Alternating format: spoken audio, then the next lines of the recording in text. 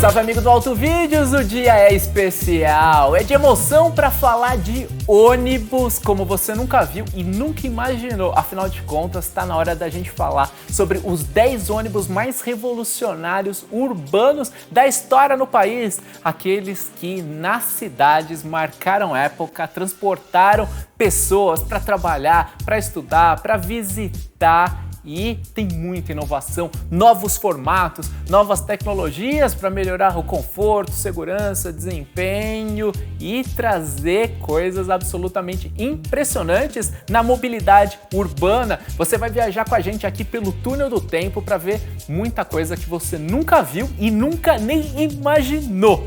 Você vai ver, confere aí, porque tá na hora do ônibus chegar. Você tá aí no ponto? Sobe e vamos ver até que ponto a gente vai chegar. Embarca e vamos nessa! Para começar essa jornada, a gente já vê um dos modelos mais impressionantes, pensando nos dias atuais, realmente é de cair o queixo. Segura aí, porque olha só quem a gente está conferindo aqui, o lendário Papa-Filas. Que história é essa? Então vamos lá para os anos 50, viajando para a época, entendendo que as cidades estavam crescendo naquela época, tempos gloriosos para o Brasil também, claro, o pós-guerra no mundo inteiro influenciando no crescimento populacional. E o que aconteceu? A gente tinha um transporte urbano muito baseado em bondes no Brasil e isso acabou entrando em colapso. A gente vê aquelas imagens muito antigas dos bondes com muitas pessoas e aí acabou surgindo essa ideia de uma resposta rápida para solucionar isso. O que o pessoal pensou? Vamos fazer o seguinte, vamos colocar um cavalo mecânico aí, a gente faz uma adaptação que parece um ônibus e vamos colocar um montão de gente aí para o cavalo mecânico, para o caminhão tracionar. Foi basicamente isso que aconteceu. Então, o projeto Papa-Filas acabou sendo originado para ser tracionado por cavalos mecânicos FNM, clássico tradicional. E aí, o que aconteceu? A Massari, que fazia implementos de caminhões, implementos rodoviários e tudo mais, acabou desenvolvendo aquilo que seria, digamos, a estrutura de base de baixo, ali como se fosse o chassi dessa parte posterior aqui, onde iriam os passageiros na carreta, digamos dessa forma, e aí acabou sendo encarroçado por companhias tradicionais da época, como a Caio, como a Grace, como a Sermava. Então, os ônibus acabaram sendo adotados em diversos locais, São Paulo, São Bernardo do Campo, Brasília, Porto Alegre e olha só que coisa fenomenal. A gente tem aqui imagens do documentário da época Arraial do Cabo. Olha só, os Papa-Filas aí rodando na época. Impressionante, né, pessoal? Que coisa louca. Mas, como você deve estar imaginando aí, eles eram lentos, pesados, desconfortáveis. E isso daí acabou repercutindo no lance de que acabaram não fazendo muito sucesso. E justamente também por conta desse aspecto do desconforto, a questão da dirigibilidade ali na cidade, uma carreta cheia de pessoas, mas na época eles podiam transportar 60 pessoas sentadas e aí dependendo de 110 a 200 em lotação máxima ali, todo mundo socado lá dentro, e isso daí é realmente impressionante. Claro, depois a gente teve alguns outros cavalos mecânicos também puxando, tem uma imagem minha aqui na VVR dos nossos amigos do primeiro clube do ônibus antigo do Brasil. Um grande abraço para o grande Caio, eu colaborei nessa edição aqui de 2012, tá uma foto minha aqui, com um Papa-Filas, ali a gente tá com um cavalo mecânico dos anos 70, um GMC, tá bonito demais, tá invocado isso, mas na época o que acabou sendo o Papa-Filas de verdade era com os FNMs. Então você já começou viajando aqui de um jeito impressionante, vamos seguir pra frente. A gente continua nos anos 50 aqui com os lendários também Twin Coach, olha aí, imagina isso. Você conhece a sua cidade, aí conhece o panorama dos transportes urbanos. Você vê tantos veículos aí complicados, desconfortáveis. Agora imagina nos anos 50 uma máquina como essa, Twin Coach, uma empresa que era líder de fabricação de ônibus urbanos nos Estados Unidos, e ali nos anos 50 a CMTC, Companhia Municipal de Transportes Coletivos de São Paulo, importou esses modelos americanos, pessoal. Monobloco, câmbio hidráulico, carroceria utilizando elementos de alumínio, muito confortáveis, muito macios.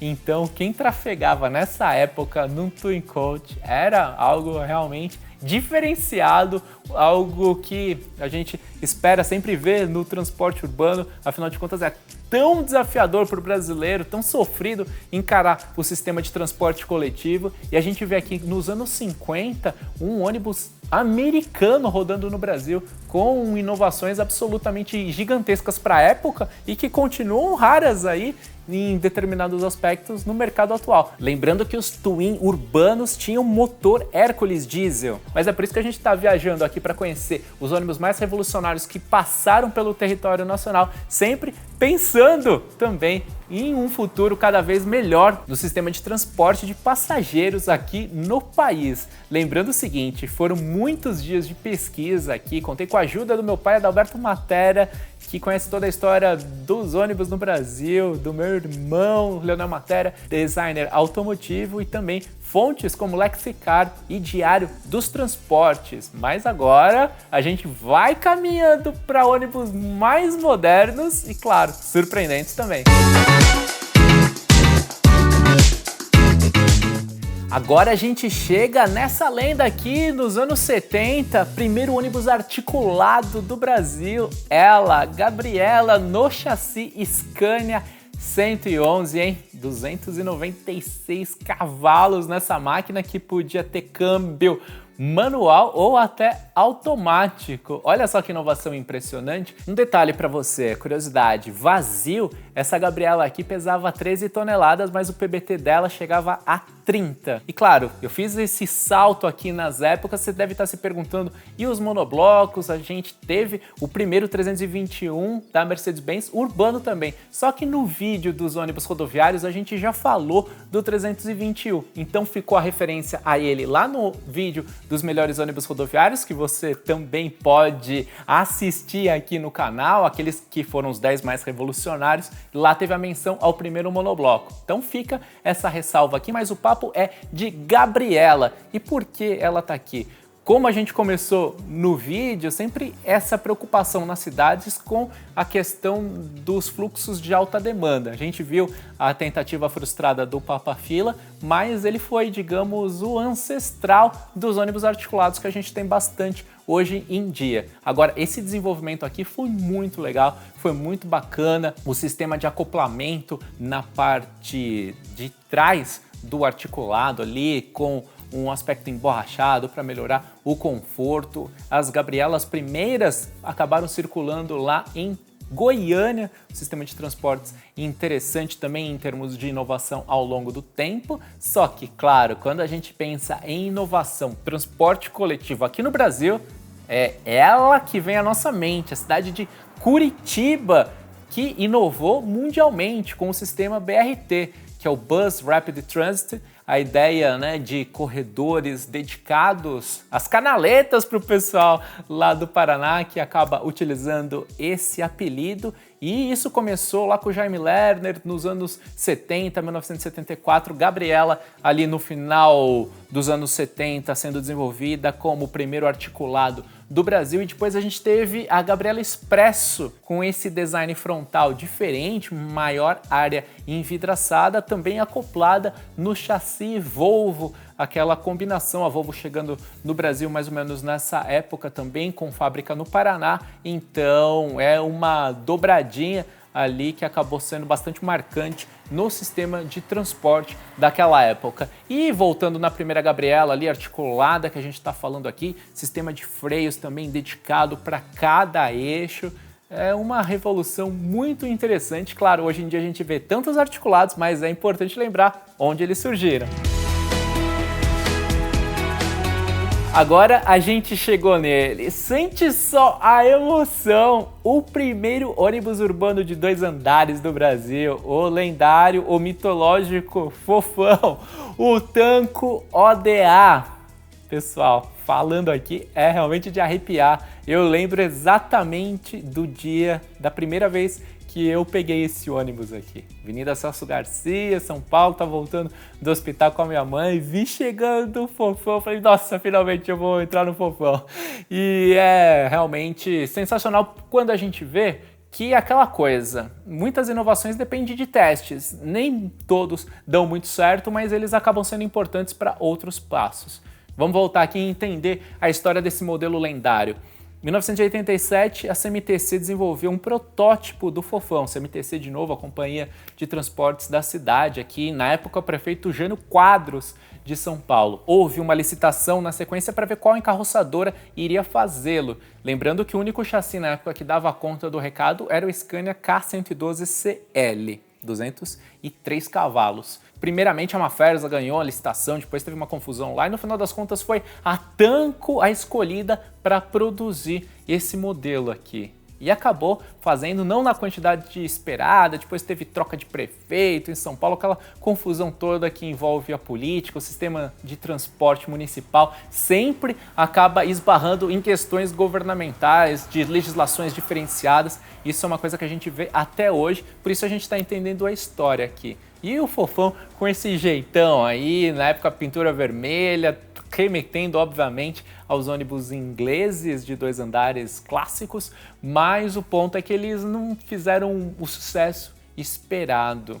E o que aconteceu foi o seguinte, eles tinham ali uma capacidade de passageiros chegando a 112, 117, dependendo, claro, de como você computa os em pé. Lembrando que lá em cima só podiam ir pessoas sentadas, eram 41 lá no piso superior, até porque a altura lá em cima não era tão alta não, era só 1,70. Ele tinha de comprimento 10,80 metros e altura de 4,26. Olha o 26 aí, meu número da sorte, sempre presente no Auto Vídeos.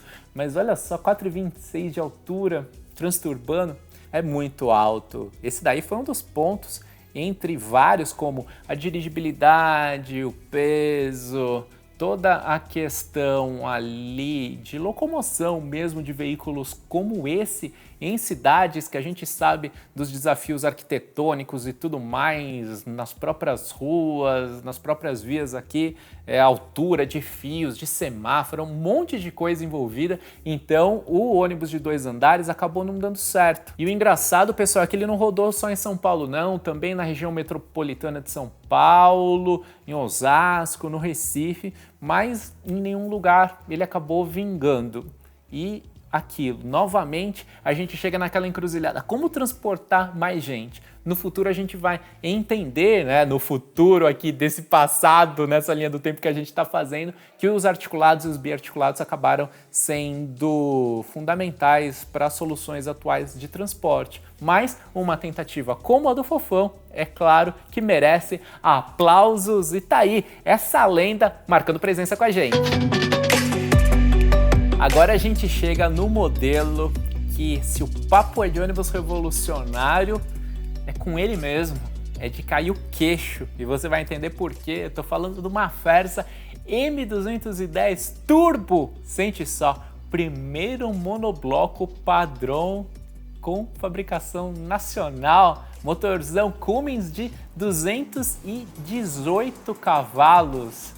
É impressionante realmente. A Maffersa, que tinha, claro, a tradição ferroviária, acabou vindo para o mercado de trólebus e depois chegou com esse modelo aqui, diesel, e a empresa tinha já esse aspecto de construir ônibus para corredores diferenciados e ela acabou soltando a mão aqui nesse ônibus que tem um design muito bonito, muito clean, é todo quadradão, mas na época era à frente do que a gente tinha no mercado e isso é muito legal quando a gente acompanha diversos pontos como esse. Então, tanto no sistema de iluminação, ergonomia do motorista, do trocador, pensadas no padrão médio do brasileiro, e isso tudo a gente vai somando porque o Maffersa era impressionante. Andei nele na época também e era um padrão de conforto muito legal. Ele tinha uma caixa ZF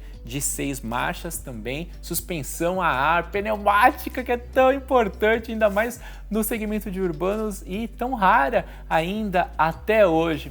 Só que o lance é que também ele acabou passando por alguns daqueles problemas de uma inovação que acabou chegando meio rápida no mercado. Os eixos eram de concepção própria da Mafers, depois houve a opção também de se ter um eixo mais tradicional nele, só que ele acabou apresentando alguns problemas estruturais, também alguns problemas ali na parte mecânica que ao longo do tempo foram sendo sanados, só que é aquela coisa, né? Um monobloco padrão motor traseiro também. Era muito à frente do tempo quando a gente pensa, por exemplo, que até hoje ainda tem toda aquela tradição do empresariado brasileiro do motor dianteiro, que acaba trazendo mais barulho, mais desconforto, mais calor também, tanto para o motorista como para os passageiros. Isso daí é algo que, infelizmente, ainda é realidade no Brasil, e um modelo como o Mafers estava muito inovador para a época em que ele foi feito. Se você quer saber mais sobre ele, a gente já fez um vídeo muito especial aqui no AutoVídeos falando dos melhores e mais marcantes ônibus urbanos do Brasil. Só que agora a gente está falando aqui dos revolucionários. Só que o revolucionário, uma Mafers tem que estar aqui também. Mas se você quiser saber mais sobre ele, confere lá esse outro vídeo para você que é fascinado pelo transporte urbano, para você que é do mundo dos ônibus, da busologia, busólogo, motorista, e fica sempre aquele nosso salve muito especial a todos os motoristas que acompanham o AutoVídeos e toda a cadeia de transportes, ainda mais motorista no segmento urbano. São verdadeiros heróis aí nos desafios do dia a dia na grande cidade. Fica sempre o nosso abraço e aquilo. Aqui no AutoVídeos tem sempre um espaço muito especial para a busologia e para a gente falar com paixão e entusiasmo dessas máquinas. Olha só, já foram 5 ônibus e diz aí, você imaginava tudo isso? Quanta coisa diferente, quanta coisa inovadora, quanta coisa que não deu tão certo assim, mas que serve para as outras. Afinal de contas, a gente é movido como ser humano por inovação, por romper a zona de conforto. E foi por isso que a gente pensou em fazer esse vídeo aqui falando de ônibus revolucionários que não se contentaram em ficar no lugar comum, que procuraram caminhar adiante. Às vezes o passo pode não ser na direção certa, mas depois a gente corrige, e todos esses daqui contribuíram demais. Só que a jornada continua, a história continua, porque a gente vai ter uma segunda parte. Afinal de contas, como eu te disse no começo, a gente prometeu os 10 ônibus urbanos mais revolucionários de todos os tempos aqui no Brasil. Então essa foi a primeira parte que você acompanhou até aqui. Eu agradeço demais pela sua atenção. Fica ligado porque logo a gente publica a segunda. Dependendo da época que você está assistindo esse vídeo, já confere aí, já busca aí no YouTube para você conferir se nós já publicamos a continuação desse vídeo. E se não, também aproveita para ver os 10 ônibus mais revolucionários rodoviários também. Olha só quanta coisa bacana e especial. É um trabalho de fôlego, de exaustão, mas feito com muito carinho, pensando em você. Então, eu agradeço demais pela atenção. Lembra de seguir o AutoVídeos em todas as redes sociais, Instagram, Facebook, Telegram, tem também no Spotify. Fica ligado porque vem muito mais pela frente. Agradeço demais pela sua atenção. Obrigado. Até a próxima. Grande abraço. Pessoal, como vocês viram neste vídeo, a gente fez referência e colocou imagens da VVR. Esse vídeo foi gravado antes da passagem para outro plano do nosso amigo Antônio Caio Castro, que desenvolveu um trabalho fabuloso na preservação e enaltecimento da memória do ônibus antigo. Ele foi o fundador do primeiro clube do ônibus antigo brasileiro e também da exposição VVR. Um grande amigo, uma grande pessoa que certamente deixa muitas e muitas memórias fenomenais para todos aqueles que puderam conviver. Então, esse vídeo fica dedicado à sua memória.